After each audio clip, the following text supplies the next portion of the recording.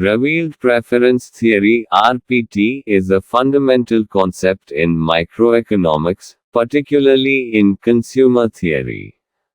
It was developed by Paul Samuelson in 1938 as an alternative to utility theory.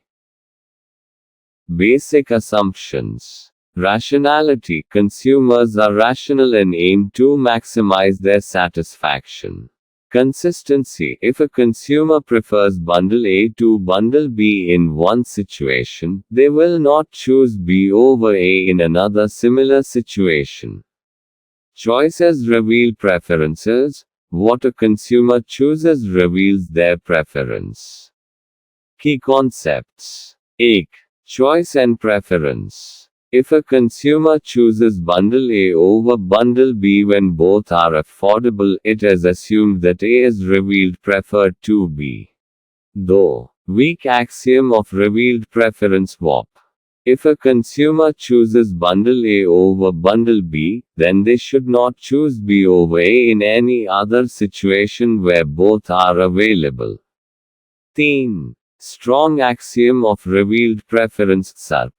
If A is revealed preferred to B, and B is revealed preferred to C, then A must be revealed preferred to C.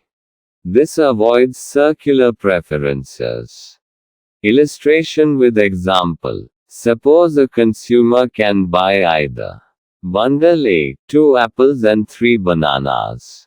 Bundle B, 3 apples and 2 bananas. If the consumer chooses bundle A when both are affordable, then we say A is revealed preferred to B. Later, if only bundle B is affordable, and the consumer chooses it, that's acceptable. But if both are affordable again and the consumer chooses B, it violates swap. Importance of RPT. 1. It provides a more empirical and testable approach to consumer behavior. Though, helps economists study demand without needing to measure utility. 3. Lays the foundation for modern consumer demand theory. Criticism of RPT. Assumes perfect rationality and consistency, which may not hold in real life. Difficult to apply when consumers have limited choices or are influenced by external factors. Does not explain why preferences are formed, only observes them. Conclusion. Revealed preference theory is a powerful tool in understanding consumer behavior based on actual choices rather than assumptions about utility. It emphasizes observation and consistency in decision making and has played a major role in modern economic theory. प्रकट वरीयता सिद्धांत इस विचार पर आधारित है कि उपभोक्ता वरीयताओं को समझने का सबसे अच्छा तरीका अमूर्त उपयोगिता कार्यों पर निर्भर रहने के बजाय उनकी वास्तविक पसंद यानी उनके क्रय व्यवहार का अवलोकन करना है। उपयोगिता फंक्शन मानने के बजाय, ये सिद्धांत उन विकल्पों का अवलोकन करता है जो उपभोक्ता वस्तुओं के विभिन्न बंडलों का सामना करते समय करता है और मानता है कि चुना गया बंडल दूसरों की तुलना में अधिक पसंद किया जाता है। बुनियादी मान्यताएं। तर्कसंगतता। उपभोक्ता तर्कसंगत होते हैं और अपनी संतुष्टि को अधिकतम करने का लक्ष्य रखते हैं। संगति। यदि कोई उपभोक्ता एक स्थिति में बंडल ए को बंडल बी के बजाय पसंद करता है, तो वह किसी अन्य समान स्थिति में ए के बजाय बी को नहीं चुनेगा। विकल्प वरीयताओं को प्रकट करते हैं। उपभोक्ता जो चुनता है, उससे उसकी वरीयता का पता चलता है। मुख्य अवधारणाएं। 1. पसंद और वरीयता।